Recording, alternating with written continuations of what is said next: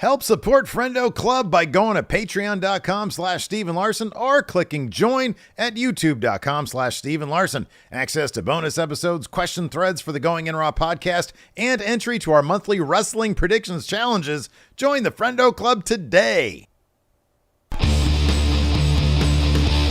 Hey, Friendo, Steve here. Hey, Larson. And welcome back to Going In Raw, the only pro wrestling podcast you need to be listening to. On today's episode, we've got some news about a long-standing beef between an AEW owner and an AEW talent, which is incredibly silly. Also, we're going to talk about the AAA Mega title on the line at Triple Mania later on in the show, assuming somebody asks our opinion about that. Wink, wink. Yeah. Well, now that you brought it up, I guess we could just briefly discuss it, even if no one does.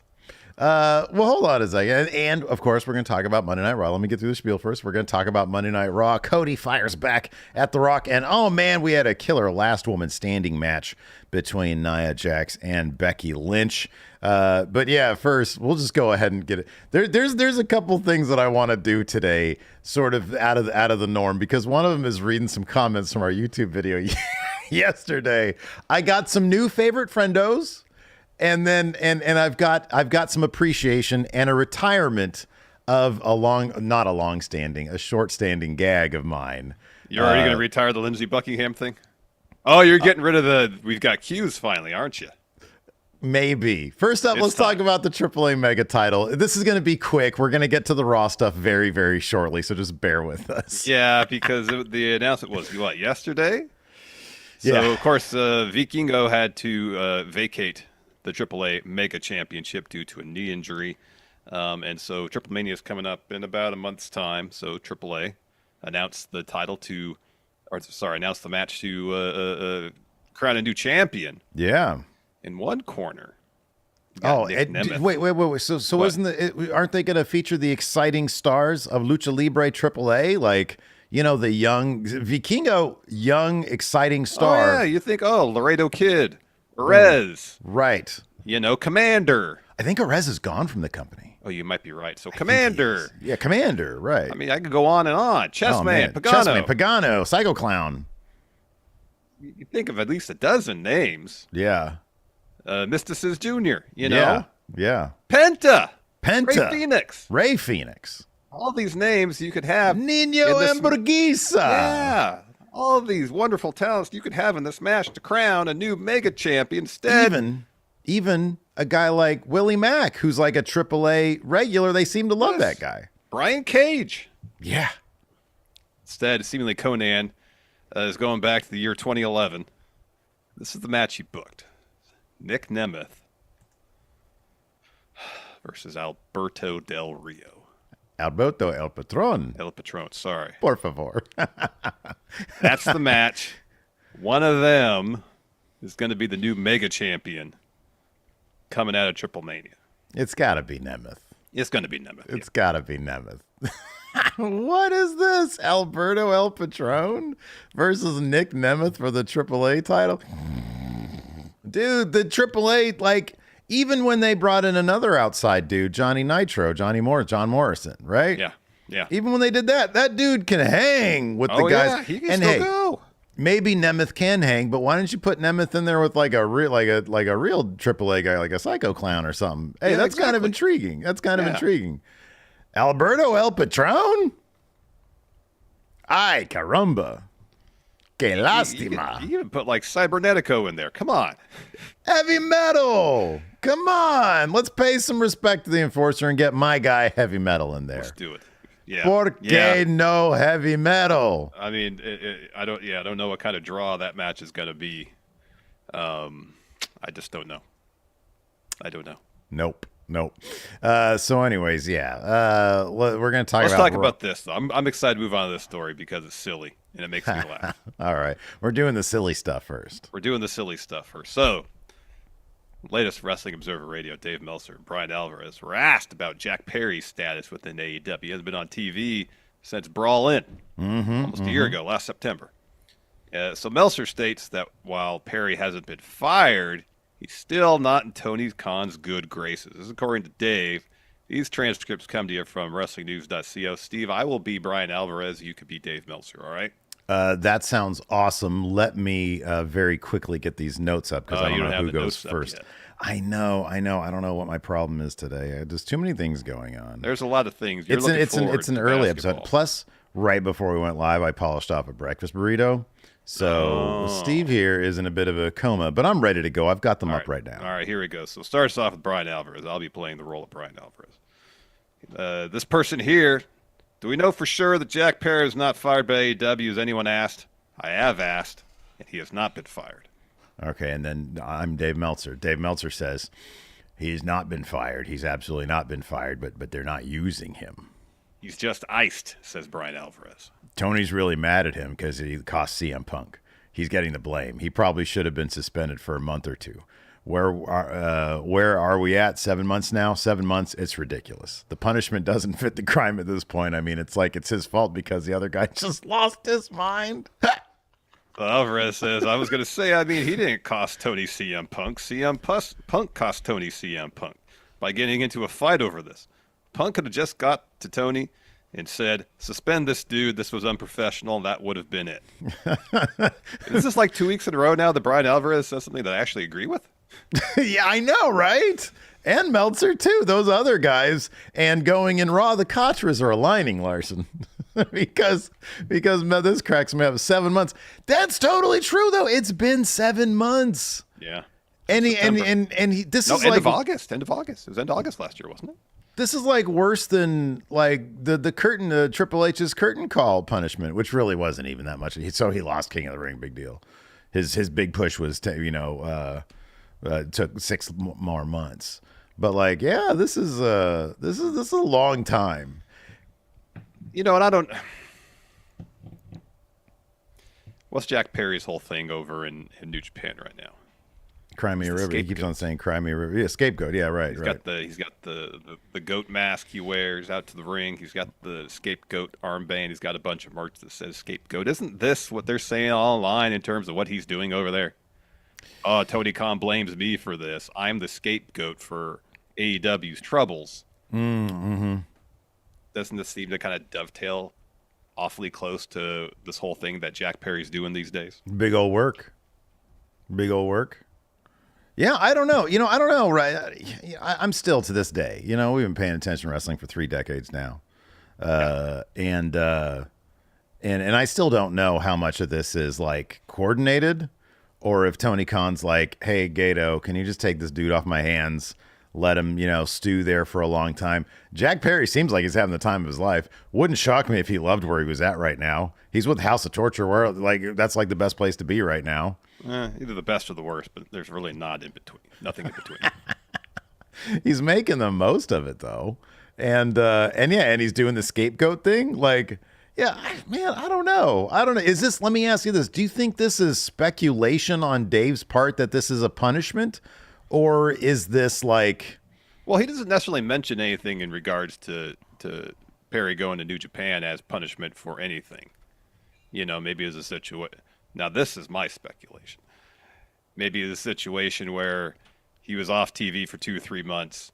They were going to maybe do something, and maybe Tony Khan's like, yeah, maybe it's just best if we explore other ideas or options for you. And maybe Jack Perry says, hey, how about I go to New Japan? He says he's been suspended. He hasn't been suspended. He's working in New Japan. Exactly. He would be able to do that without AEW's blessing because he's still under contract with them. Yeah, right. Yeah. So, no, he's not suspended. Did Dave think when Jack Perry showed up in the New Japan ring and ripped up his contract void and over? Doesn't work that way. Oh, Larson's spotting the marks right now. No, he hasn't been suspended for 7 months. He wouldn't be in New Japan right now unless Tony Khan said he was cool with it. Because he's under AEW contract, as far as I know.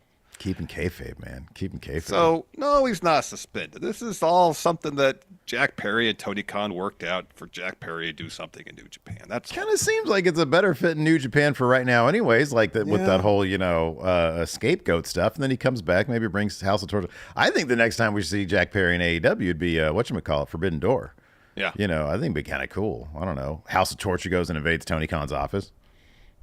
That'd be really silly, but it'd be kind of funny too. With kind of Jack awesome. Perry leading the charge. Yeah, that'd be great. Tony Khan's like, who's this goat man? I know, Because he he has the walks goat in with mask the goat on. mask. Yeah. Baphomet. Exactly. Yeah. Oh my gosh. Oh my How's the God. torture. Quick, you're Baphomet versus They've Brian raised Cage. Baphomet to be their leader. I haven't been paying attention to New Japan for a while. Evil truly is evil. Oh man. Oh no. Oh, Art my Curtis says Uncle Dave's been having a Celtics shack here. Oh man, we got a couple of super chats from Cody's new #1 fan and #1 rock hater, Carson Gillis. Yeah. He says both these. Cody's promo last night was one of the greatest of all time. # we want Cody. And I watched Moana last night after Raw, and it was trash. Waste of my time. Thank you, Carson. Oh man. So what'd you think of cursing Cody's promo last night? Well, let's talk about the cursing business real quick, because I think Dave today was also insisting that there was this memo sent out that no one could curse. Cody cussed last night. And the way Dave said it was like, oh, he got an exemption because he didn't want to look like a chump after The Rock cussed a bunch. It's kind of messed up that The Rock is able to curse and nobody else is, Larson. Well, Jey Uso said ass last night. He did. No, I'm joking because there are a lot of people in our comments. Now, we lost subscribers over our take on that one. Oh, really? Yeah. Well, I don't know. It might be a YouTube thing. I don't know. But yeah, no, there was a lot of people in our comments last night that were like, or yesterday, that were like, oh man, you guys are slurping The Rock right now. Why should he get to do it? It should affect everybody. And I'm like, yeah, I don't know, man. I don't know what to tell you. I mean, yeah, in an ideal world, yeah, it should be. Everybody at Disneyland, maybe. But we don't live in an ideal world. So yeah, I'm not saying it's like the best scenario. I'm saying just you look at it from a realistic perspective. The Rock, a star of his stature, is going to be afforded more freedom and liberty than other people on the roster. I'm not saying it's right or wrong. I'm just saying that's obviously the situation. I even said you can debate, the policy if you want, but I understand I understand why The Rock is able to do what he wants to do. You were even able to fit it within the kayfabe world. He's the director of the board. Yep. He owns everything pertaining to The Rock, trademark and everything. That means he's the boss. So he can do those extra things. All. Exactly. What did you think? Let's get to the meat of it, though. What did you think of Cody's promo? Also, Pat McAfee cussed on commentary a couple of times, I believe. So he was hilarious last night. It's obviously not a situation where I don't think this no cussing policy is as stringent and draconian as it's being made out to be. It feels like it's more like Angel from Legato. It's not like he can go on social media and start cursing up a Storm or stuff, or Seth. Even like maybe I don't know, Seth Rollins can do whatever he wants. He's going to get away with whatever he wants to get away with. Yeah, Seth can go on social media and cuss all he wants, and he's not going to be punished for it. No, you got to make yourself look. Here's the thing: make yourself a linchpin, man. Make yourself indispensable. You know what I mean? And then you can say fuck all you want. Like, hey. Nobody's going to fire me from going in Raw, so I can say fuck all I want. You know what I mean? It's kind of great. I mean, I guess I could too. I just don't. You've said fuck on this show. I have. My attitude is I try not to cuss because when I do, it's more impactful. Yeah, no, that's a good way to go. See, I just, I don't even do it that much, I don't think. I do it for punctuation, and it's also a lot of fun. The meat of Cody's promo, now that we're 14 minutes deep. Speak on that. Did you think that it was? What do you prefer? Him crying or him calling Rock an asshole and Roman's side chick? I mean, my preferred iteration of Cody is sarcastic Cody. We didn't necessarily get that last night, but what we got last night was closer to sarcastic Cody than what we saw the week before. So yes, please, I'll take this version of Cody. See, what we're getting with Cody is a fully realized three-dimensional human being, at least as much as Cody will present himself as.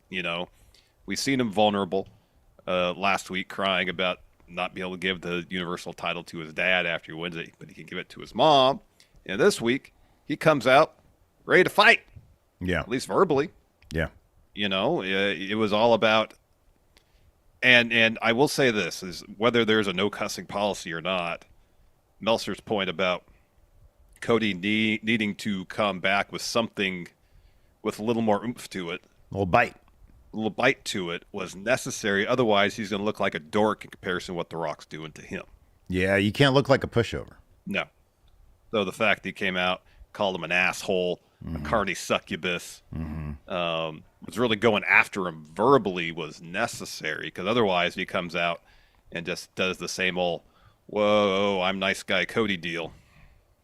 Yeah, He's gonna you look can't. like a chump. You can't keep on taking it on the. He slapped him. I like that it's a bit of a roller coaster. I like that it's got ups and downs, and I think it does display that he's got a multi-dimensional personality. And because I think people want that. They want a guy who could be vulnerable, but he can also slap the taste out of a dude's mouth. I like that. I think that it's a pretty awesome, good guy versus bad guy, and he even addressed the meta nature of calling himself of Rock calling himself a heel. And I liked it. I do wish that they would have let him say fuck. They're not gonna do that on cable television, Steve. Just bleep it out. Well, I mean, they did it on. Well, no, they didn't do it there either. But no, let him say it, and then you could bleep it out. They've done that, but they have done that before. I mean, maybe it's like more like a, people going off script, and the standards of practice has to bleep it out or whatever. But they've done it before. So yeah, I don't know. I think that even like shit would have been good too. Hey, Do Rock, shit. eat shit, something like that. Dude, I'm telling you, that would have made the crowd go crazy. That's a great Hey, Rock, phrase, you know who by the way. shithead is around here? It's you. Yeah, right. Yeah. What'd you think of Pharaoh's bandana that says The Rock is a cat? I mean, he's a dog. You can't expect all of his jokes to land. True. The fact that he came up with that thing, and Oh, you think that was Pharaoh's idea? it's not a very good joke. So yeah, kind of. So you assume it's going to be Pharaoh's idea. Who else would? Well, who ordered the printed bandana to show up? Did Pharaoh get on internet and start Googling? You never seen that? Dogs print Googling on shit? demand bandanas? Yeah, right. Vistaprint or something like that. Yeah. Yeah. Staples even maybe. Yeah, no, for a dog, good first try. They've got like the brain of a toddler, so I don't expect toddler to come up much better. So yeah, but no, I thought it was good. I thought, yeah, maybe let him say shit. Fuck might be unreasonable, but say shit. But he said asshole. You can only do that on AEW.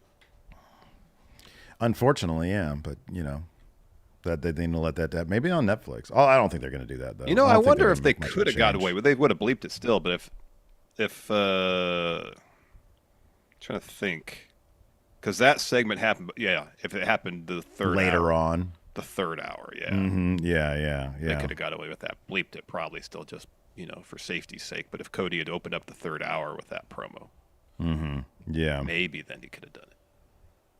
I want to point this out because we brought it up, and I know people are chomping at the bit here. I woke up and I saw this comment on our YouTube channel from Fable X Kitsune. I don't know what that means.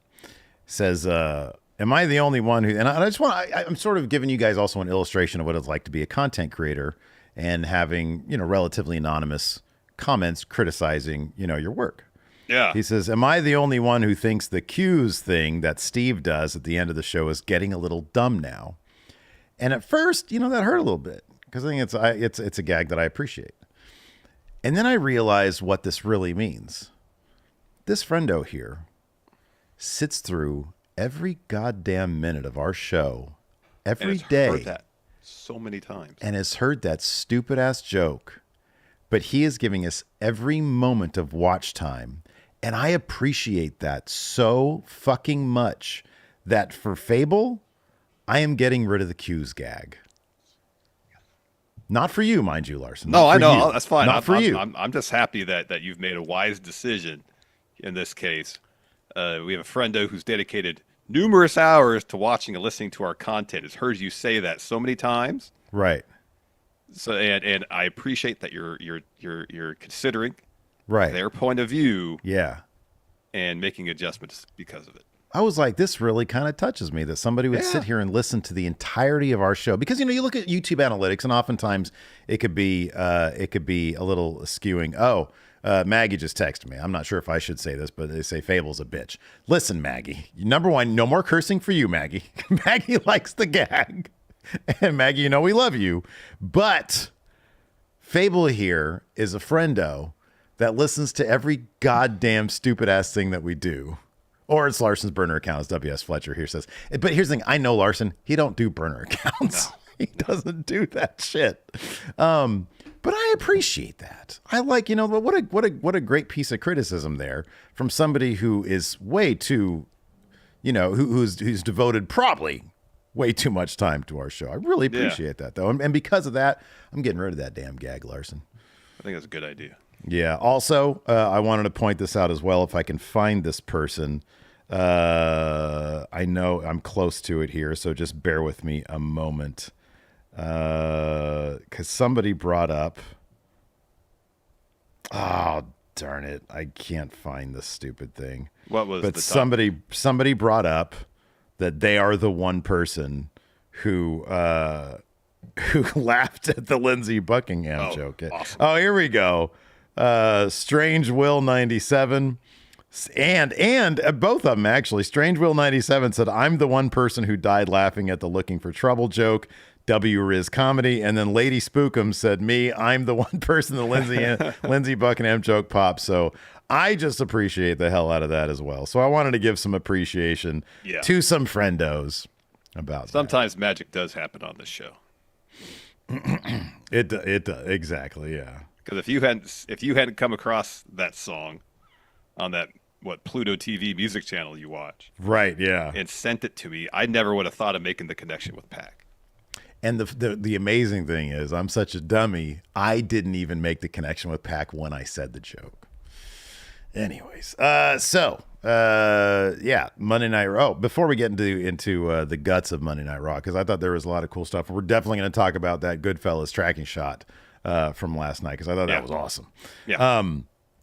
Want to point out today, I forgot, I meant to do it yesterday, completely slipped my mind. FriendoCast, last week's bonus episode is going up today. Yeah.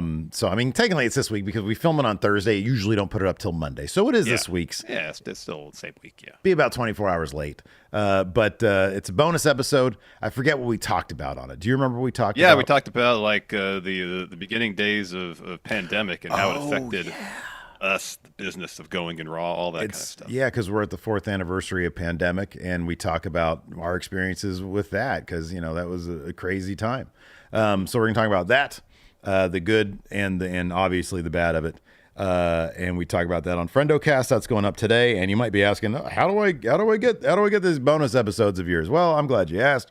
You get it through the Friendo Club setup. In the Friendo Club setup, there are 2 ways to get it. Number 1, by clicking join right here on YouTube at youtube.com/Stephen Larson. You become a channel member, which gets you the Friendo Club setup, which gets you access to those bonus episodes. The other way to do it, patreon.com/Stephen Larson. Click on the Friendo Club setup. You can get it there as well. And not only does it get you bonus episodes, but becoming a channel member or a patron gets you bonus episodes and access to the Big Blue Predictions Challenge. The big WrestleMania event's coming up, and you can be the winner of our Big Blue Predictions Challenge, and you can become the new Big Blue Predictions Champion. And you can get this. You can get one of these hats right here. This goes out to mute. This is going to go to Muted Mayday. Because they won the last predictions challenge. So you can get that as well. And you get your whatever picture you want us to slap the Big Blue Predictions title on. You can get that. And yeah, do I have the old one here? I don't think I have the old. Yeah, I don't have it here. But yeah, you get that. Also access to the question threads that we have here on the show later on in the episode, where we're going to read some of your questions and answering them.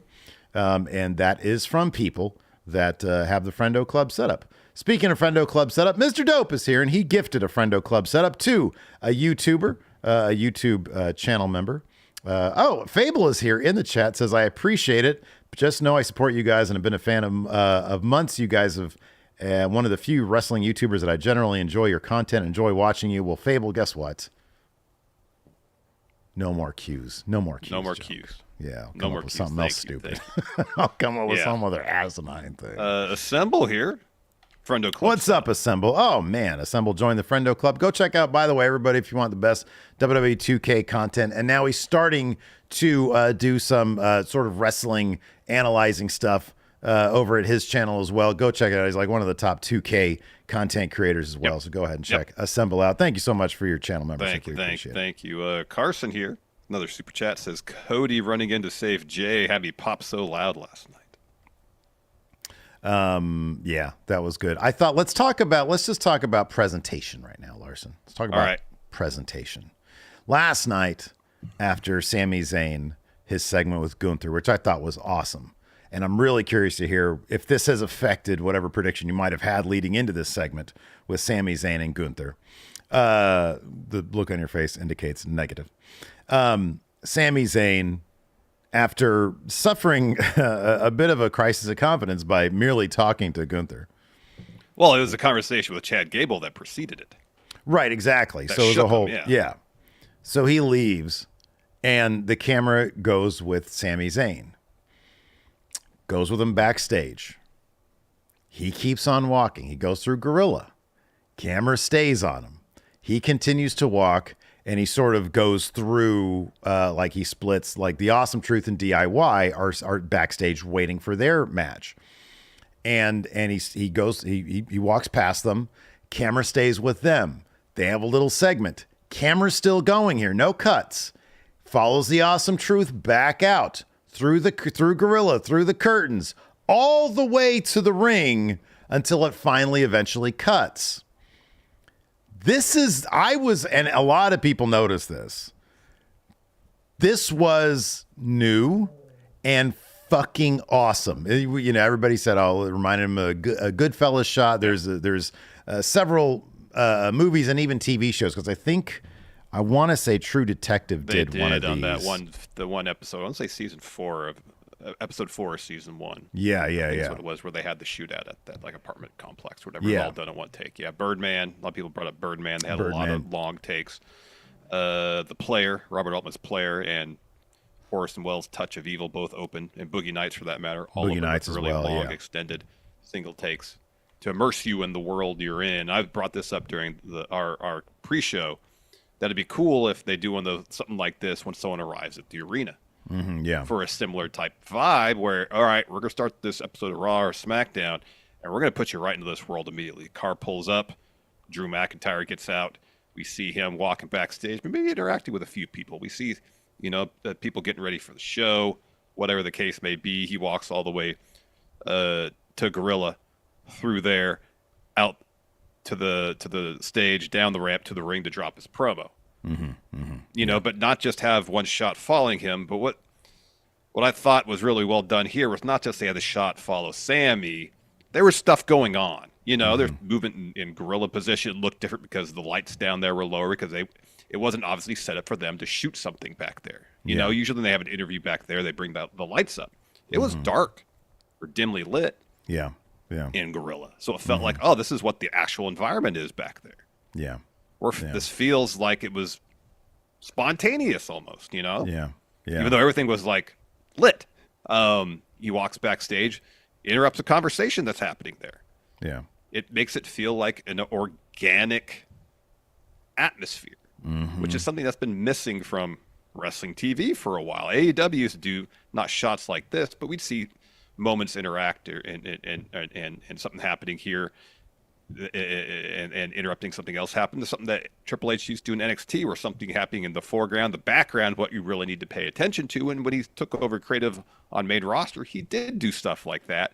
Doesn't happen very often anymore, but it's the type of stuff like this that makes the presentation of pro wrestling more akin to prestige TV or movies, as opposed to the kind of established visual language of professional wrestling. And anything to mix it up, I am in favor of. I couldn't imagine, and I forget the person that replaced Kevin Dunn, but I couldn't imagine how freeing it might be to understand that you're walking into an environment that has not changed its presentation in literal decades. Yeah. And to understand that you've got this 3-hour canvas to work on that hasn't been touched in forever. And then to come in and be like, hey, what if we do this shot? And have people there that are open to change. I mean, thank God a guy like Triple H is there, who's like, okay, yeah, you want to make something feel more interesting, more vibrant? Let's do it. Let's go ahead and do that.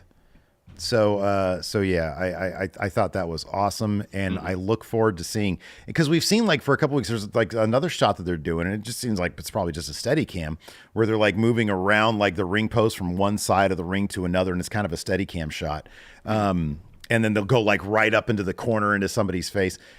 There's so many more interesting things they can do, given that it is a scripted narrative show, basically. Yep. You know. And there's a lot of things you can do, and it's interesting to see them finally explore like the entire world of what they have going on there. And yeah, like you said, it makes it feel like one organic moving, entity, basically. It'd be interesting if they could find a way to incorporate that kind of moving camera in a way that would eliminate the unmotivated backstage camera. You know what I mean?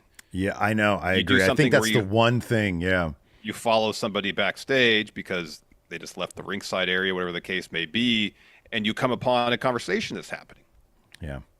Stuff like that would make more sense as opposed to why is this camera here in the locker room while people are having what's supposed to be a private conversation? They've done it here and there too. Like we've seen that, like especially back in NXT, they would do that kind of stuff. You'd see their security cam shots or people talking in the background. They've done a little bit of that on main roster. Not a whole lot though. It would be nice if, and I honestly just wonder if sometimes there's a certain time constraints where they just have to say, you know what, we can't innovate today.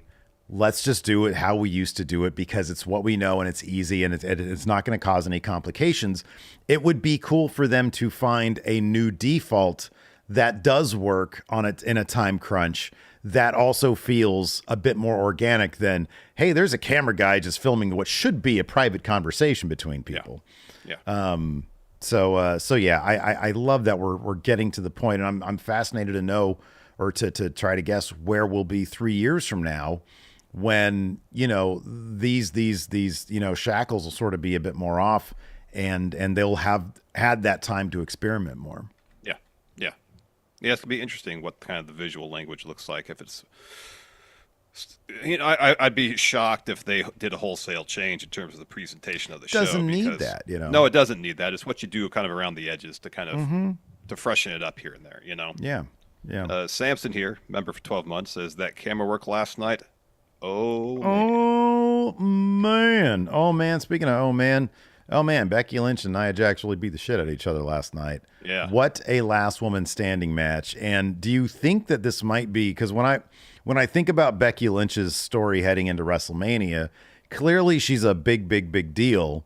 I still think that they are establishing Rhea Ripley as like the top dog. I mean, they've kind of already established that. Yeah. But to really put that icing on the cake, a win over Becky Lynch at WrestleMania, probably the way to go. However, you don't want Becky Lynch to look too weak. Is part of this story, she's killing herself walking into WrestleMania. Now, I don't know if she's going to have another big last woman standing match type deal heading in, like, literally, but we're like 2 weeks out, and she just had this absolutely killer match. Yeah. She walking into WrestleMania a little bit on the beat up side. Do you think that's what they're doing with this? Oh, absolutely. I think they've made that pretty clear. Is Becky in her little promo last night says, and I think she said this in so many words, I'm kind of paraphrasing, that would it be smart to go into Mania fresh? Yeah, but that's not how I approach things. I'm a fighter, so I fight. Yeah. And we have a question later on, I noticed here on the Patreon question thread about the possibility of Becky maybe winning at WrestleMania, whether it's from Decal, a certainty that Rhea's going to win. And there's an angle you could take where Becky could beat Rhea, but they haven't really explored it a lot lately. There was a while there where prospective challengers for Rhea's title would walk up to her and say, aren't you spreading yourself a bit thin? You're handling all this Judgment Day business. You're trying to recruit new members, which we saw her, again, do last night with Andrade. You're doing this and that. You're not focusing on challengers for your title, and she'd always brush it off. I don't have to worry about challengers for my title. I'm that dominant. You got someone as decorated as Becky Lynch. That's a different story. You can't just brush Becky off as a challenger. You have to focus on her. Now, that isn't necessarily they've been really, from Rhea's perspective, focusing on so much as that she's got so many things she has to deal with on a minute by minute basis, seemingly on Raw.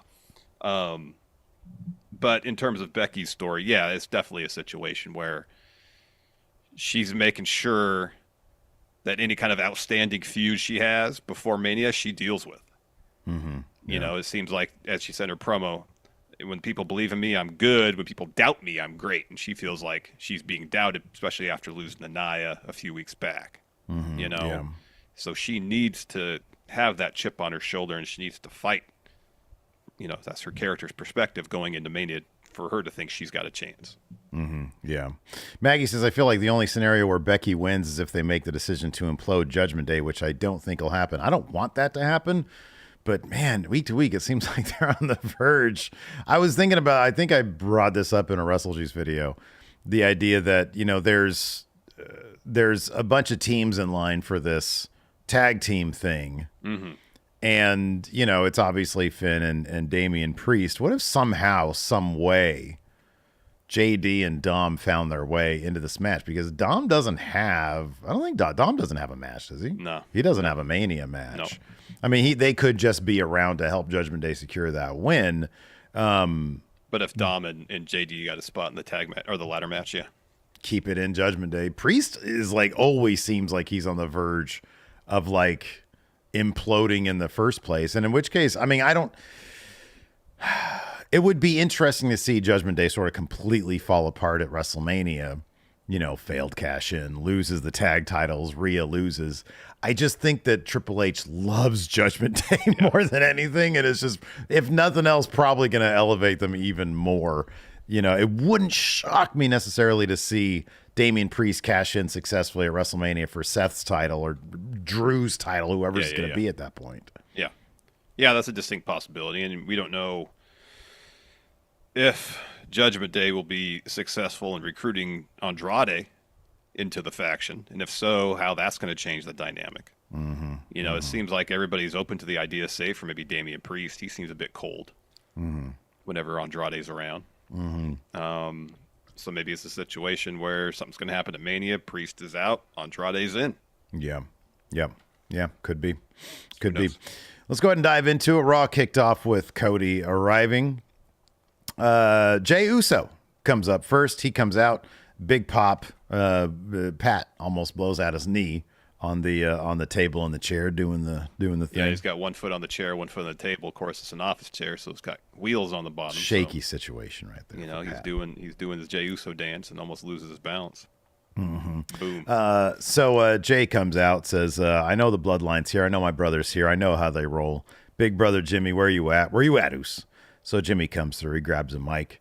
I loved this segment. I thought it was really good. The only issue with it is Jimmy saying that Jay left the bloodline first, which is factually inaccurate. Jimmy left first. Was and Jimmy Jay first? literally says, if you're out, I'm out too. Yeah, okay. All right. So Jimmy stares at Jay, and Jay says, we always get into it, but this here feels it. What was the circumstances around Jay saying I'm out? So it was at, what pay-per-view was it, that Jimmy super kicked Roman after his match. And there was the thing in the ring where Jay had to make a decision whether he was going to join Jimmy not being in the bloodline or staying in, and he set the thing up where it made it seem like he was going to turn his back on Jimmy and stay in the bloodline, and then he said, well, if you're out, then I'm out too. Wapa, he kicks Roman. Yeah. Not a champion, says John Chambers. All right, thank you. Okay, all right. I got to find out how long the current, because, you know, WWE, they always do an update on the entire Bloodline saga. Yeah. I wonder how long that video is now, because I feel like they update it on like a weekly basis. Yeah. So anyways, Jay says, we always get into it, but this here feels different. Regardless of what happens and the bad blood between me and you, I miss you. Say what you want. I don't talk with you. I ride with you or see you no more. Just come back. And Jimmy says, I never left. I protected you. You're so dumb you can't see it. The bloodline was your idea, but I help you because I'm your brother. Little bro goes off to become the top merch seller, top guy on Raw, become tag champions without me. You go off and thank Cody Rhodes? Who left who? You forgot me. Everything you have is because of Big Brother. So listen loud and clear. Your biggest moment in your career is because of me. And Jay has this smile on his face that feels as genuine as can be. And I love this moment. He says, my biggest moment in my career is my dream match at WrestleMania 40. Me versus you when I knocked the yeet out of your ass. And then he clocks Jimmy. But that moment where he says, my biggest career moment is my dream match. They talked both openly about this during an interview months and months ago before the split. And it was seemingly largely out of character. You know, they said, we want a feud. We want to have, and I love that. Yeah. We want to have this match. And that just came off as so like dropping, you know, a peek behind the curtains of how he really feels about it. And then they get back into the thing where he beats him up and Solo shows up and they beat the hell out of Jay and they're about to take him out. Cody comes running down, takes out the Cody cutter. He almost landed on his head doing the Cody cutter with those dress shoes on. Yep. And then he checks on Jay because Jimmy beats feet. Then we get a video package for Becky and Nia, last woman standing in the main event. And before we get this qualifying tag match between We Are DIY and the Creeds, here we go. Go ahead and talk on the Creed's new music. Well, hold on, we got this thing backstage with Adam Pearce. Has got Nick Aldis on the phone. Paul Heyman walks up, and Heyman says, I owe you an apology. That was not authorized by the final boss, The Rock, or the tribal chief, Roman Reigns. Solo and Jimmy went into business for themselves. You know, there's been flights delayed all day, even private jets like mine. I'm not ready to be here. I don't even have my makeup on. They came on a different flight than I did. Speaking of Jimmy and Solo, he says Roman gave his word. So Jimmy and Solo are gone for the evening. They're out of the building. You know, I'm here for official business. Then I'm going to be gone too. When I do my business, everyone is going to be caught off guard. Mr. Pierce, sir, it's not a prediction. It's a spoiler. And then he walks off calling Roman Reigns. And then we get to the qualifying match. We are DIY. I mean, this match in one sense was a battle for who has the worst theme song. Because you got the well-established We Are DIY that sounds like a poor ripoff of Austin Theory's theme. It's growing on me, though. Oh, no. Well, I don't know if this is going to happen with this Creed Brothers one. Right. Because it's got a little instrumental bit and somebody's saying, here we go. Here we go. Yeah, I saw their full entrance on Main Event because somebody had clipped it on Twitter like 2 weeks ago or something. It's really bad. It's dreadful. It's dreadful. Yeah. It's awful. This match, though, not dreadful. This match was really good. Oh, my God, this match was good. That finishing sequence. Yeah, even though the Creeds lost, both Brutus and Julius had opportunity to showcase crazy stuff they could do, having one member DIY into submission move. At one point, Brutus hit a Northern Light suplex while having somebody a submission. Later on, Julius, I think, hit Gargano with a power bomb while he had Ciampa in an ankle lock. Mm-hmm, yeah. You know, they're giving the Creeds opportunity to showcase what they could do athletically. Now, can they crack something in terms of character?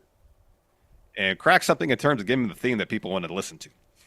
You know, dude, I honestly just think that they probably understand that these dudes are young. They got tons of time, and they'll get around to them. Yeah, I give the current creative at WWE a lot of benefit of the doubt, especially with Candice LeRae these days. Yeah, took a long time, but you know they can be sort of patient now and understand. Yeah, they're going to get, you know, at some point they'll get something to work with. Yeah, I think the Creeds have a really bright future. Oh, absolutely.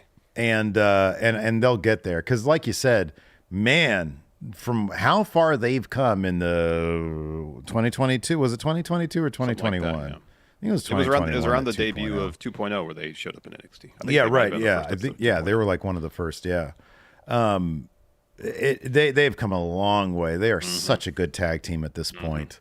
They'll get theirs, especially after Mania. They'll definitely get theirs. Oh yeah. This the finishing sequence. This was match really good. Fucking awesome. So the Creed set up for the Brutus Ball. Ciampa rolls up Julius as Brutus launches himself off the top, gets a 2 count there. So Julius then rolls up Ciampa. Gargano gets in there, super kicks Julius, and the process reverses the roll up. So Ciampa gets the win. You know, we've seen in the past where someone will push somebody to reverse the roll up, but I don't know how many times you've seen it where a super kick does that. I know. Yeah. That was so well laid out. I loved that. That was great. And after all this time, you know, I see a lot of people, you know, in our chat, I've seen it on Twitter, really wanting the Creeds to get this spot. DIY, say what you will about their current branding, their current packaging. The performers deserve this. The Ciampa and Gargano 1,000% deserve this. To go into one of the most critically acclaimed, or to come from one of the most critically acclaimed, movements in pro wrestling with NXT, and then to get just completely done nasty by Vince McMahon, and to finally get their spot at WrestleMania, I think that's awesome. I mean, you could have had both. You could have DIY and the Creeds. Could have done that. Yeah. But this is pretty awesome for them. It is. So then we're backstage in the Judgment Day clubhouse. Andrade's there with Dom and Rhea, and Dom says, "Oh, I always loved your style, but things have changed around here. Now we run Monday Night Raw." And then Rhea says, "We don't extend invitations to just anyone. Judgment Day is an exclusive club. If you impress us, maybe we could see what we can do." And then Finn, he's got his bucket hat on, and he says, "Oh, amigo, I just heard that you have a match next week. I'll be watching you." And Andrade says, "Yeah, sounds great. To see you next week." So he turns around, and Priest is standing right there. And they kind of make some small talk, exchange pleasantries. And Priest is like, "Yeah, I just watched the tag match for DIY one. We don't have to worry about them." And then JD says, he says, "JD, we thought you could handle Ricochet. We thought you could run the gauntlet and win that match, win at Mania, and bring home the gold." And JD said, I think I proved myself last week. And second of all, he got lucky right at the end. And Rhea goes, "No, Priest is right. Ricochet made a fool of you. That's why tonight, Dom is going to make things right and beat Ricochet." And they're all like, "Yeah, right, Dom?" And Dom says, "You know what, Mommy? Let's go talk to Pierce and make it official." It's getting real awkward there in Judgment Day. Yeah, a little bit. I was so hoping Dom would win that match too. Ricochet's kind of a dork. But yeah, that was getting kind of awkward. But then, JD, dude, I'm sorry, bro. You bring in a guy who's got like a, I don't know, 1-20 record since he's been on main roster. I know. Of course that's going to happen. Like, why are they tying all of their hopes for winning the Intercontinental title on someone who's got like a .05 winning percentage, Yeah, right. Like, say, "Hey, Finn, we're trusting you to beat Gunther." Yeah. All right. I got to bring this up because it's sort of a programming note here. Terrence in YouTube chat says these podcasts always change start times.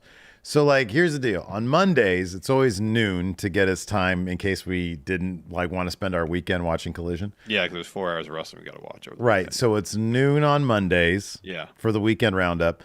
Tuesdays we play ball, and so we start the show earlier at 10:30 Pacific. So But that noon might Pacific, change during and the then summer 10:30 because it'll be hot in the afternoon. So we might play basketball in the morning and do the podcast later in the day like we used to. Ooh, that's rough. That's so rough. Because I'm white after basketball. I'm just kind of a mess. I'm like, okay. The other alternative is playing in basketball in 100-degree heat in July. That's what you want to do? All right. Yeah, let's do it, man. 106. Very well. Gallons of water we'll need. Yeah, bring plenty of liquid IV, Larson. So there's that, and then on Wednesdays we tape it, Thursdays we tape it, and then Friday we tape it. So they just go up. They just go up when they go up. Yeah. We got to start doing those as premieres, maybe. Something. Yeah. Anyway, so yeah, apologies, Terrence, and anybody out there who might be confused as to when we go live, but that's the situation. It's a bit sacrificing consistency for our own Benefit, personal stakes, but we've been doing this long enough. I think we can afford to do that. Yeah.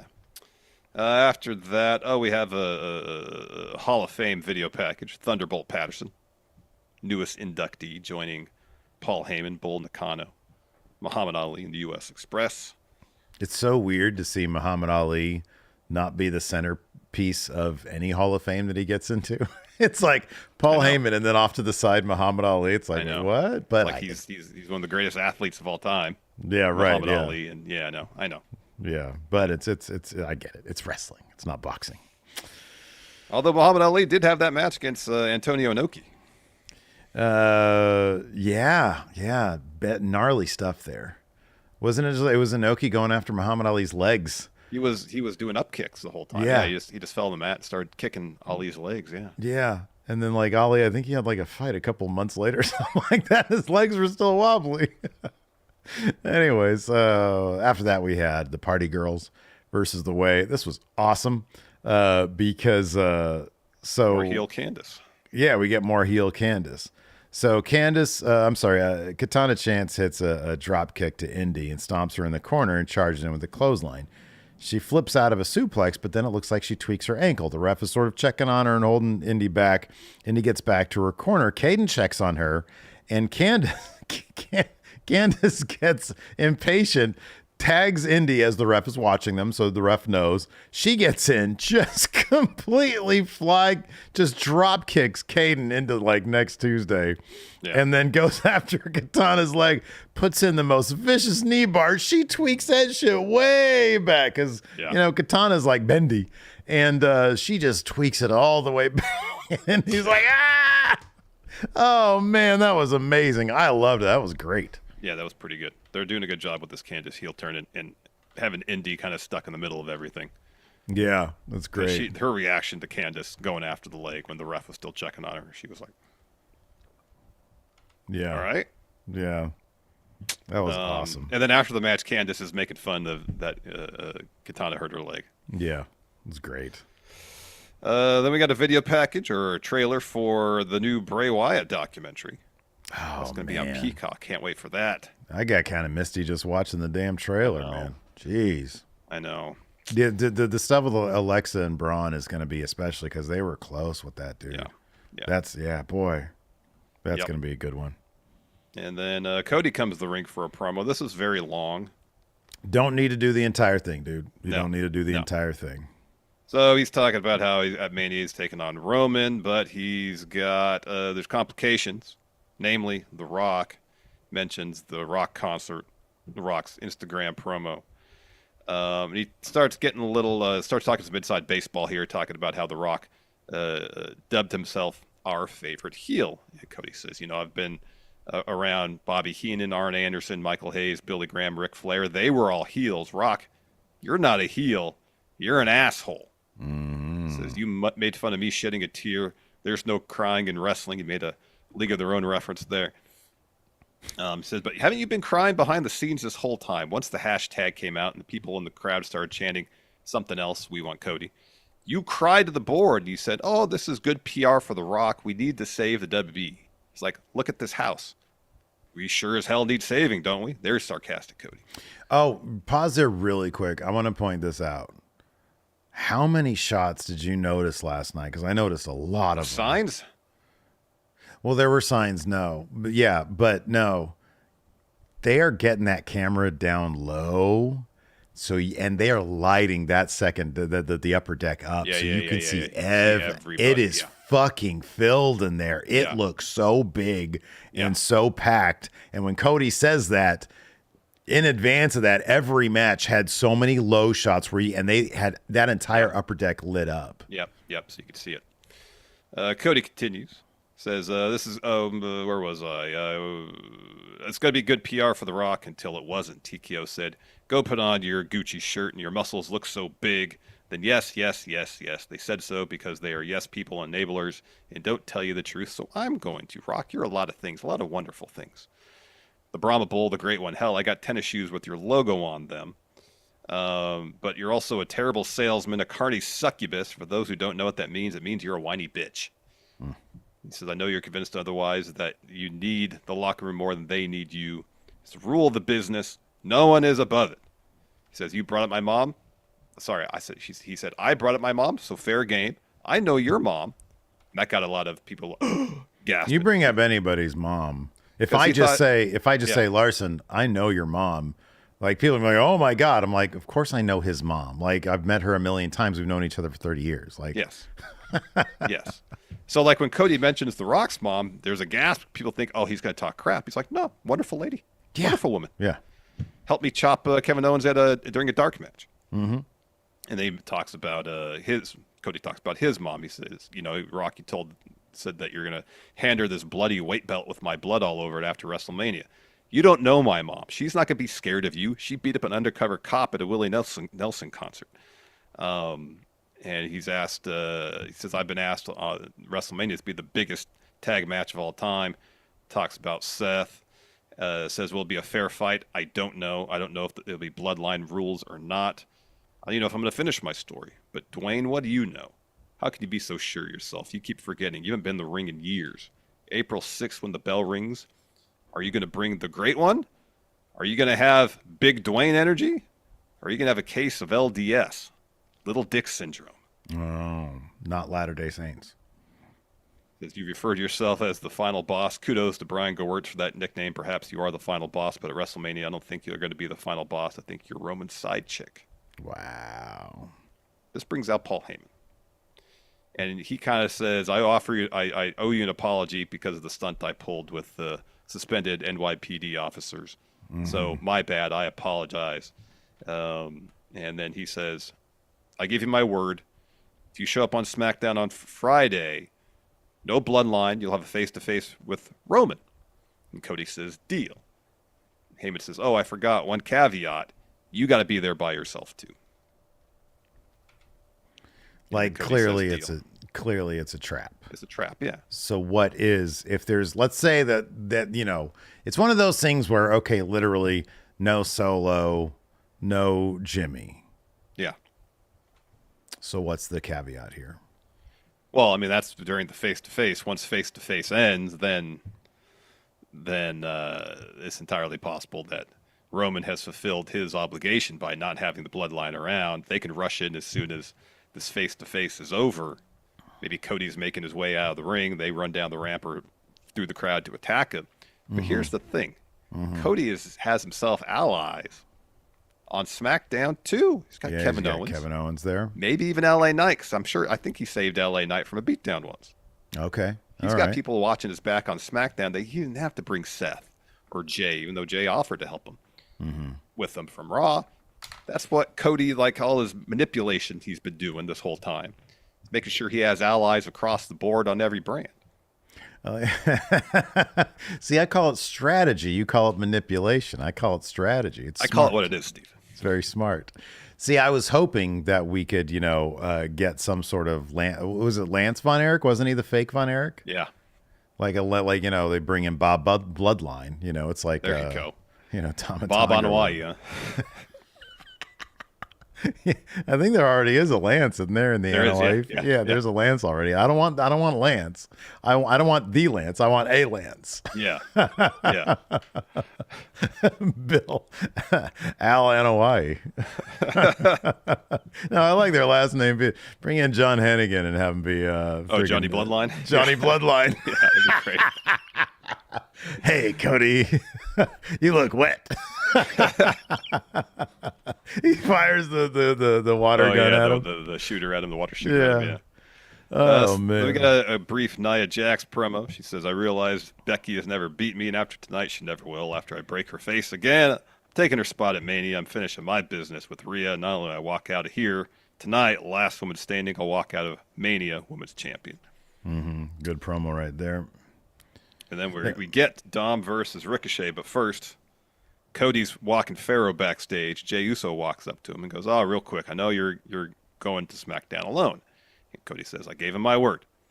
And Jey says, they ain't going to leave you be. You know how they roll. If you need me, I got you. And Cody's like, I appreciate that. They shake hands. But, Cody, being the babyface here, has to be the man of his words, but he's not going to bring anybody with him. Right. Because he's got allies on SmackDown. Because he strategized, exactly. Manipulation, Steve. Call it what it is. Don't sugarcoat it. After that, we had Dom Mysterio versus Ricochet. Fucking JD always just getting in the way of things. So let's see here. We did have a Prince Puma shout out from Pat McAfee. Dom gets a roll up for 2. Ricochet catches Dom, hits a spinning roundhouse. By the way, shout out once again to Chris Garrix for being the alpha note keeper. He's really the best. I know. Thank you, Chris. Chris Much Garrix. Appreciated. Ricochet heads up top, but rolls through for 450. Ricochet kicks Dom and JD. Dom from behind pushes Ricochet into the ropes, goes for a 619, but Ricochet avoids it, hits a recoil to get the win. Post-match, Ricochet is attacked by JD, but he's able to scurry out as Judgment Day is pissed off. Sammy's walking backstage, and he looks for Chad. And he says he finds him. Chad's in a suit, and he's, still sort of surly. And he says, I wanted to say last week was an honor. I haven't been pushed like that for a long time. And Chad cuts him off and says, yeah, that's great, dude. Thanks. Sammy's like, are you okay? And I'm sitting there like, fucking Sammy, you got your win. He's going to be grumpy. Leave it the fuck alone. Leave him alone. Are we on the same page on this one? Yes. Right. If he was as terse as what he is with your first bit of conversation, be like, all right, I understand. I'll leave you be. Read the room. He's upset that he lost. And it's going to sting for a while because his dumb kid is probably crying at home right now. Sorry, I shouldn't say dumb kid. That's rude. So Sammy's like, oh, well, what's your deal? And he keeps pressing. Keeps on pressing him. He says, I'm fine. I'll leave it. He says, this whole WrestleMania opportunity for me just meant more. And then Sammy gets defensive. You got your answer. And he needs not only the win, but his opponent to be cool with it. He says, I hear you say this for weeks, and it's unfair. You think this only matters to you? My kid cries when Baba loses a match, too. People I let down in my life, people I try to make proud all the years in this game. You don't have a right to say it doesn't matter. Fuck you, Sammy. Man. Oh, that was irritating. So Chad says, Sammy, I know all that. And Sammy says, then what is this? And Chad says, you can't beat Gunther. And oh, that was satisfying. Yeah. As much as I'd rather see Sammy versus Gunther in this moment with these characters, that was satisfying to hear Chad say that. Yeah. So we go to commercial, and then we have the contract signing right after with Sammy and Gunther. So Sammy's shook by Chad saying you can't beat him. So they come to the ring. Pierce is hosting it. And Gunther says, before we start, get this contract signed, the most important contract signing for the most important match in the Intercontinental title's history. Why is the contender dressed up like all these bums here tonight? Because Sammy's just wearing his merch shirt, pants, and Gunther's in a suit. Yeah. No lies told from Gunther. I know. So Gunther says, I'm sorry. Next. Yeah, Sammy grabs a mic. Go ahead. You can be says, you keep sitting here with that smile on your face and it pisses me off. Hey, Sammy cussed too. Everybody was cussing last night. What's the deal with this memo? They're working. They're spotting the marks, man. They're working the marks, man. They're working the dirt sheets. He says, you think it's another day at the office like I'm just another contender. Sammy talks about how no one ever thought that he would make it WWE. People have always, people have never believed in him. And he says, the Usos, they didn't believe last year that I could be the guy to end the longest tag team title reign, and I did. 1 year later, I make history again by ending the longest Intercontinental title reign of all time. He puts the mic down, signs the contract. And Gunther, always smiling, laughing through this. He says, look, I'm not going to do my Gunther. He says, look, I think what you should do is listen to your friend Chad Gable. He doesn't think you can beat me. All these people who love you, they think you can't beat me. When I look into your eyes, look deep inside of yourself. You know you can't beat me. You're standing at my doorstep and begging to receive the beating of a lifetime. Whatever you need to do, keep dreaming, keep believing. At WrestleMania, your dreams meet reality. So Gunther signs it, stands up smiling, starts to walk away. As soon as he's almost out of the ring, Sammy grabs a mic and says, wait. He stands up, turns, looks him in the eyes, says, so you look in my eyes and think I don't believe? Look again. Get a good long look. You're looking in the eyes of a man who's taking you down at WrestleMania. Gunther smirks. He's unfazed. Sammy doesn't even believe his own words. Sammy walks off, and that's when we get that great shot. Camera follows Sammy all the way through the back, runs into DIY and Awesome Truth. He keeps on walking. We stop with DIY. DIY wish some luck against Indus So Indus walk up, and then they walk off. And R-Truth is like, man, I feel bad if we're facing those guys. One of them dudes is hairy. And DIY is like, Truth. And Miz is like, I'll let him know. It's fine. Yeah. So they go out. They do their entrance. They do their rap. And then we get into Cher versus the Awesome Truth. Kind of a goofy finish to this one. Yeah. So Awesome Truth kind of wins accidentally. Essentially. So they hit their sorry, go ahead. I don't think you need to keep Indus Cher looking strong against the Awesome Truth. Like, it's R-Truth and Miz. They're super over. I don't know that you bumbly into a win. Because they're going to have a comedy finish for this ladder match, man. Oh, they're winning that ladder match, by the way. Yeah, at least I the totally Raw side feel of it. that. The Raw side of it, at least. Oh, you still think they're going to split those titles? Entirely possible. Yeah? Yeah, it's entirely possible. So Miz and Truth hit their finisher on Sangha, I think, and then Miz drop kicks Jinder, the Wrecking Ball drop kick, but then Sangha, sorry, it must have been on Veer then. Sangha elbows Truth, and so Truth just falls on Veer, get the cover and the win. Yeah. So they celebrate. I mean, it was clever, but Yeah. I don't know. I kind of they got to start. Yeah. Well, whatever. So after that, Sammy's walking backstage, and he sees Chad Gable and goes right up to him. Tell me why. And Chad's like, why what? Tell me why I can't beat Gunther. Says, you just saw why. With Gunther, it's not just physical, it's mental. You made a career out of being an underdog. Gunther's on a different level. No window of opportunity will appear with him. So if you don't change your mentality, then you can't beat him. Is there any chance Chad Gable coaches Sammy to a win against Gunther at Mania? Because if he coaches Sammy, which it seems like where they're going with this, and Sammy still loses, there's like nothing left for those guys. Like they teamed up and they still can't beat this guy. Bear Whitting says here exactly what I was going to say, is that Chad Gable couldn't beat Gunther either, so why would Sammy take advice from him? Yeah, that's a good point. Who Sammy should call is Ilya Dragunov, because he's beaten Gunther.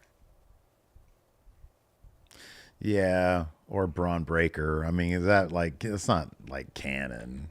No. I mean, it happened in NXT, but I don't really consider that like a real thing that happened. Boy, that Ilya Gunther match, my God. I know. Both of them. Mm-hmm. Boy. Ilya's whole story from the first one to the second one, fantastic. Like especially the Sam Gradwell stuff. Oh yeah. that was good NXT UK. Speaking of which, Cody, earlier on when I was talking about our schedule, Cody Miles dropped a great zinger here on Twitch. Says, can you guys update the Twitch schedule so we know when it happens? Or is NXT UK watch along happening this week? That's still on our Twitch schedule. Oh my goodness. That's I missed great. those watch alongs. Those were fun shows. So percentage wise, Sami Zayn winning against Gunther at WrestleMania. I still don't think it's terribly high. 10? Maybe 15. Wow. God, man, I might be up to 25 at this point. Might be up to 25. Could go higher. If Gable coaches them and they still lose, they're going to be standing there looking like assholes, man. Expect it, Steve. Expect it. I hope so, because, man, Gunther's the man. God, he's good. So we got a video package where CM Punk pretty much says he's going to be at WrestleMania. He says, what are the first four letters of Philadelphia? Phil. You can't have WrestleMania without CM Punk. For those who don't know, CM Punk's real name is Phil Brooks. He looks so clever saying that. I know. People in our comments used to say, why do you refer to wrestlers by their real names? It's kind of disrespectful. And I'm like, I don't know why that is. But anyways, Phil used his real name in this, so I feel like I'm in the clear calling him Phil on the show. You feel like you're in the clear. I feel like I'm in the clear. So then Drew McIntyre comes to the ring.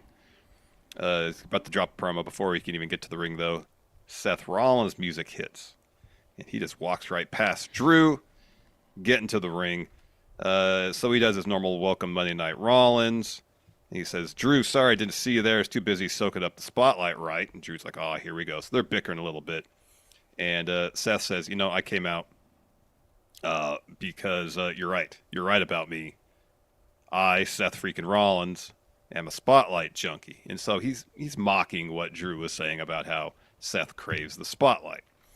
And so Drew says, oh, everything's a joke to you, isn't it? Look at you. You're a parody of yourself. You don't care anymore. Want to know the punchline this time? It's when I beat you at Mania. And let's not get ridiculous. Punk is here next week. Because the crowd was chanting for Punk and doing the what thing. And so I can't remember exactly what Drew's line was. It was like, oh, thanks for reminding me. You say what if you are happy that I took CM Punk out of action? Yeah, right. And then he says, CM Punk, you never show up in a place like Raleigh. Seth says, you got my attention. This isn't a joke when I said I'm an addict. I've been doing this for 20 years. And every time I go through the curtain, it's a fix. And it gets better every single time. Says, I want that spotlight as bright as it can be.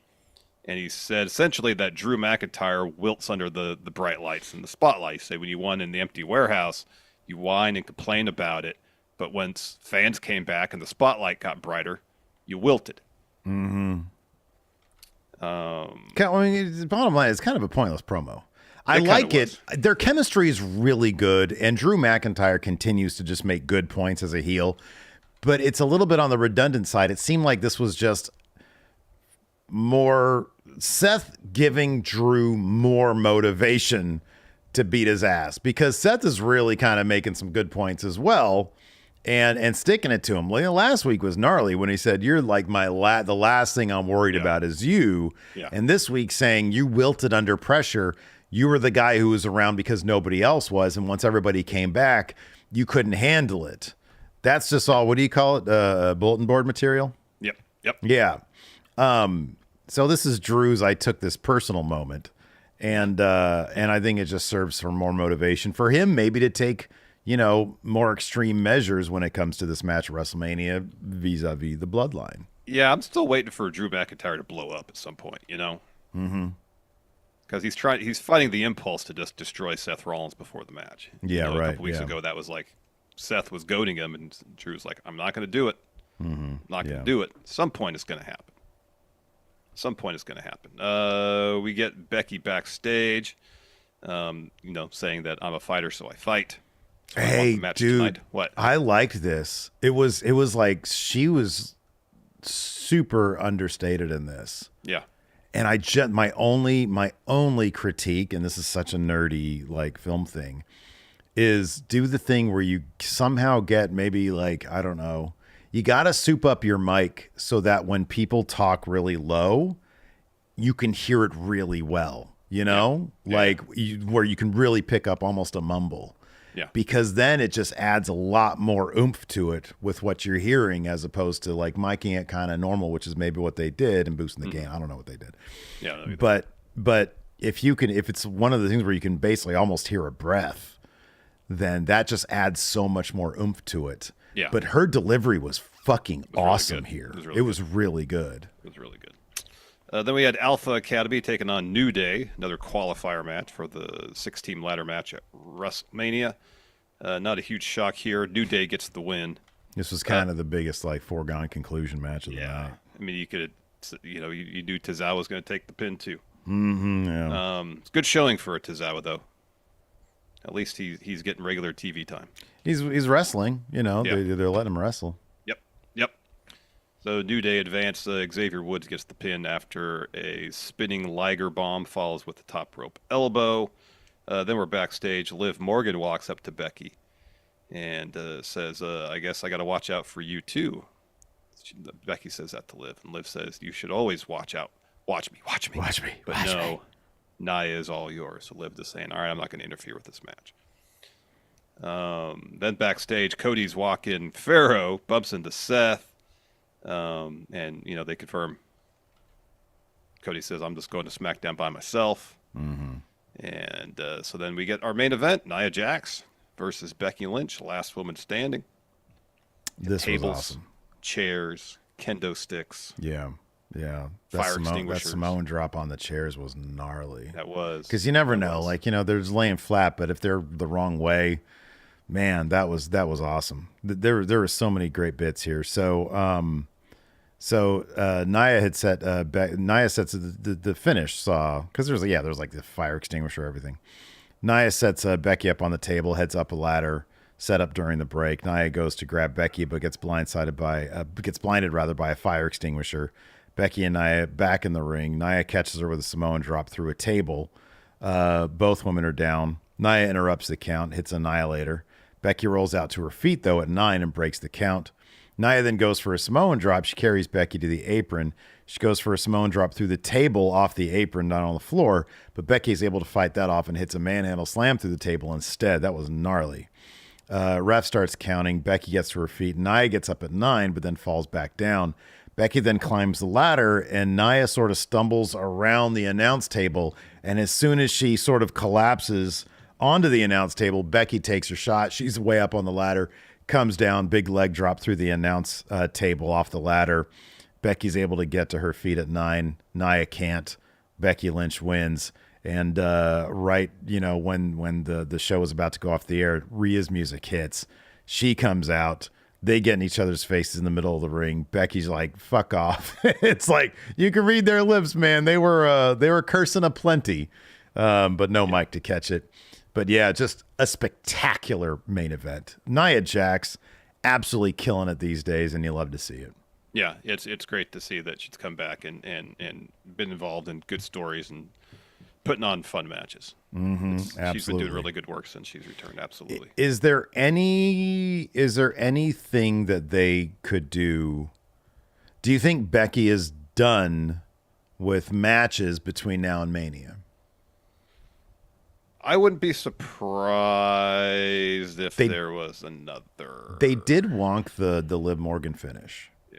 I think Nia wonked that finish. Yeah. So they could revisit that if they really want to put some emphasis on that on the story. Yeah, it's possible. Because Rhea hadn't been doing shit. Maybe they'll do a tag match beforehand with Rhea and somebody against Becky and Liv or something like that. Yeah, it could be. It could be. Anyways, would you like to answer some questions? Let's do it. All right. Dog's barking for some reason. Bark, bark, bark, bark, bark. Bark, bark. All right, let's see here. First up, we've got, by the way, if y'all are watching, if you haven't already, hit that subscribe button and the notify bell to make sure you always get your notifications. Of course, we're going to be live for WrestleMania coming up April, 6th and 7th, 5th and 6th? Correct. 6th, whatever it is. So we're going to be live for that. And, of course, we do videos 5 times a week on this channel over at the Friendo Club Wrestling channel, which is where we do a bunch of short-form stuff. Yesterday, we had our Hot Takes video. Those are always so much fun. I love those videos. Oh, yeah, they are. Those are always fun to do. Those and the what-ifs. Hey, we didn't mention this earlier. Someone mentioned it now. Hit that like button, please. We got over 600 people watching, yet we only have 127 likes. Let's get that well over 200 by the time we're done answering these questions. Yeah. J-Mart here with the super chat says, last night my girl tried to make a reference to the podcast and referred to the host, singular, of the podcast, Stephen Lawson. Sounds like an injury attorney. It does. Stephen Lawson, injury attorneys. Yeah. Did you get hit by a car? Call Stephen Lawson. He said I couldn't stop laughing for a good 5 minutes. We're 2 people. Yeah. We've been 2 people for at least 10 years since we've been doing this podcast. At least. I don't think we've been combined at any point. No, not that I'm aware of. Some sort of Rawgate mishap where we merged.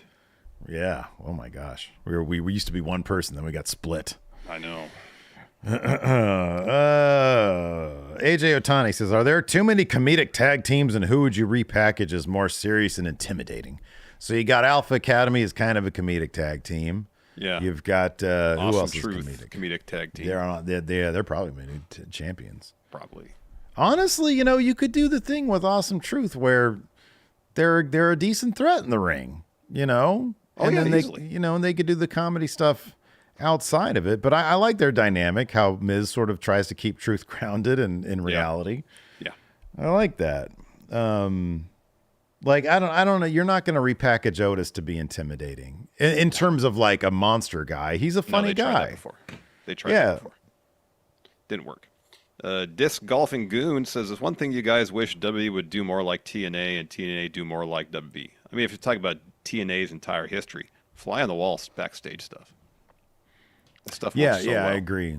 I don't think there's anything they do now that is particularly groundbreaking. It's the presentation for wrestling, at least on a major scale, televised scale, is all heavily indebted to what WWE's been doing for years.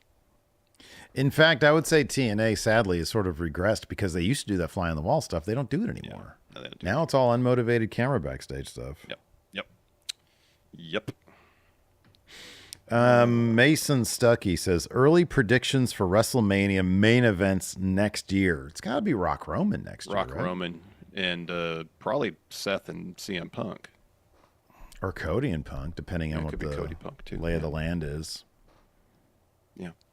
Time More here says WWE now employing cool camera work like the one tracking shot of Sammy walking back to their Awesome Truth entrance. If you could have a movie director's signature camera work style applied to wrestling, who would it be? How would Stanley Kubrick direct wrestling? Oh, it'd be all those symmetrical shots, with I know. the subject in the middle, right in the middle. Or I mean, if you look at, I saw people posting the Barry Lyndon fight scene. Yeah.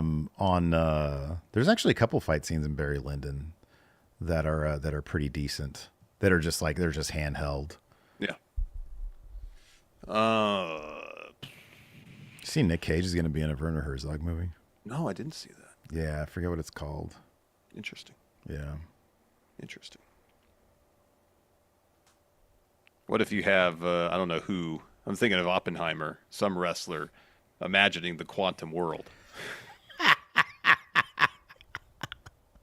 Yeah, or imagining like, all the different ways you can counter an opponent.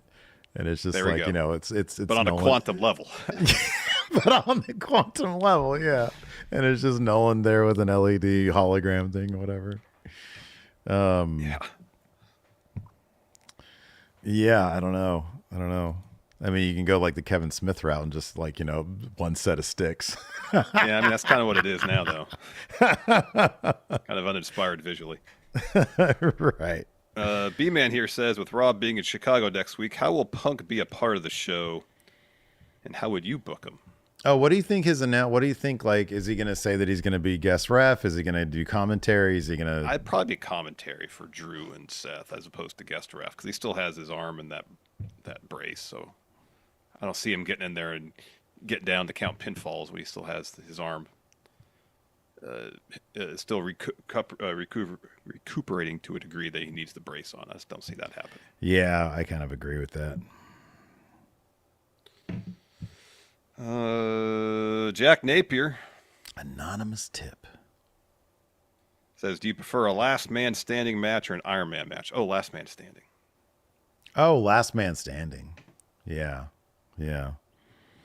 It's very rare that an Iron Man match is booked well. I agree with that. Either there's too many pinfalls or not enough. Wasn't Seth and Dolph Ziggler that one where the crowd was so bored they just kept they booed when the timer like left or whatever? They count along. Yeah. That's horrible. What a crap crowd that was. Blind Masks. Wasn't exactly a good period of WWE at that time, so. Which wrestler that's closest to retirement right now between Cena, Styles, Mysterio, etc., I guess maybe Randy Orton, have the best chance of winning another world title? Oh, if you include Orton, it's Orton. Cena's not going to win another title. AJ could. Ray could. I think you're right about Orton. Most likely it's probably Randall Keith. Alex Foster says, instead of making Cody more compelling for you guys in the moment, how would you make him even worse? Crying incessantly. Just everything crying. Why would you have said those things about my mom? Oh, he just cries about it. He can't take any sort of insult, huh? He's a whiny biatch. Yeah. Wow. Yeah. Why did you say that about my dog shit? And I mean, Pharaoh, you even got me saying it now. He's like slobbering. Some people ugly cry. Yeah, all the snot coming out and stuff. Oh, it's horrible. Yeah. The Great Thrasher. Awesome name, number one. Number two, great question. Do you think we'll ever see a Shane McMahon-like character in a wrestling promotion again? Especially like the early version of Shane. So I get what he's saying. Like, normal rich kid or normal kid who's got like a thrill-seeking, bone, I guess. But is a rich kid and takes advantage of the fact that he's a rich kid. Right, exactly. I don't Brings know. his friends in, stuff like that. Yeah, I don't know. I hope we see like another character like Shane, but Shane of today. Old guy who has somehow the stroke to get in the ring, but has no business being in there. Yeah. Is in for all of 15 seconds, tries one simple move, blows out his quads, and then they act like he doesn't exist. I feel like the Trustbusters were kind of analogous to I can see Shane that. and the Mean Street Posse. At least that was the vibe that I felt like they were going for. Mm-hmm. Yeah. Mopey Corbin here in chat says, I could see the women's Money in the Bank being two people specifically, Tiffany and Chelsea, but it depends on who wins between Io and Bayley. Man, I don't know. That brings up a good question. Who the hell is going to take that title off Rhea Ripley? I don't know. Because, there are not a lot of... She beats Becky, I know. I mean, unless Bianca, I was thinking Bianca might be the only Jade. person that makes sense. Don't know.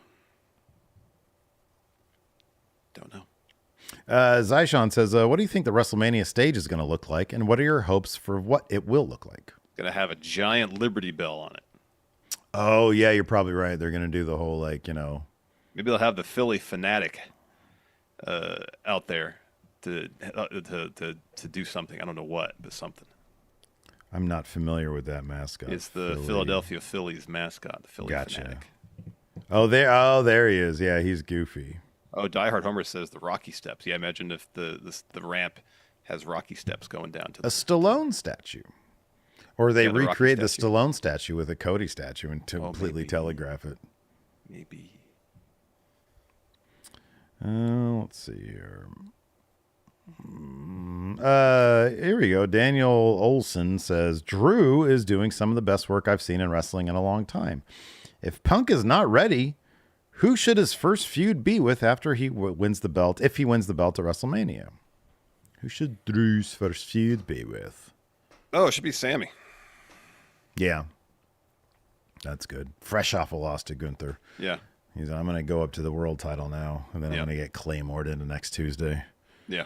That's what it should be, just Chad Gable coaching Sammy. And it never works, but Sammy keeps coming back.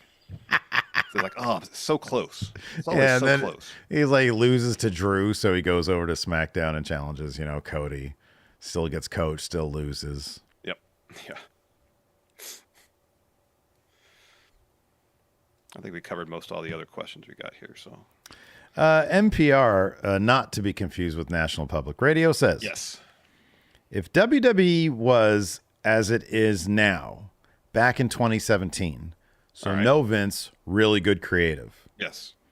Does AEW even come into existence? Oof. That's something for a wrestling what if That is a wrestling what if episode. I don't know.